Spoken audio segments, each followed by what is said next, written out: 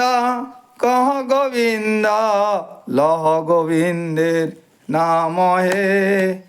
ভজ গোবিন্দ কহ গোবিন্দ, লহ গোবিন্দের নাম হে।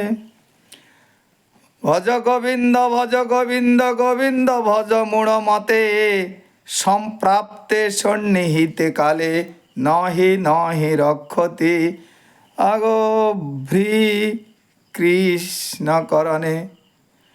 হে মূর্খ ব্যক্তি, সর্বদা রাধা গোবিন্দের ভজন করো। মৃত্যুর সময় কোনো জাগতিক জ্ঞান, ধন, পরিবার তোমাকে রক্ষা করতে পারবে না, কেবল ভক্তি তোমাকে রক্ষা করবে। ভগবান বলেছেন, যে সর্বদাই আমার স্মরণ, পূজা, জপ করে তাকে আমি সুবুদ্ধি দান করি, যার দ্বারা সে আমাকে সরলভাবে প্রাপ্ত হয়। ভগবান বিষ্ণু দুর্বাসা ঋষিকে বলিলেন, ভক্তের হৃদয়ে আমি এবং আমার হৃদয়ে ভক্ত সর্বদা বাস করেন। ভগবান দুর্বাসা মনীষীকে বললেন, আমি ভক্তের হৃদয়ে এবং ভক্ত আমার হৃদয়ে সর্বদা বাস করেন। আমাকে ছাড়া ভক্ত কিছু জানে না এবং আমিও আমার ভক্ত ছাড়া অন্য কিছু জানি না। সেই জন্য বলেন, রাধা কৃষ্ণের ভজন সেবা কি করে পাই? শ্রী নরসিংহদেব বলেন, হে নিষ্পাপ প্রহ্লাদ, তোমার পাপী পিতা সততই পবিত্র হয়ে মুক্তি হয়ে গেছেন।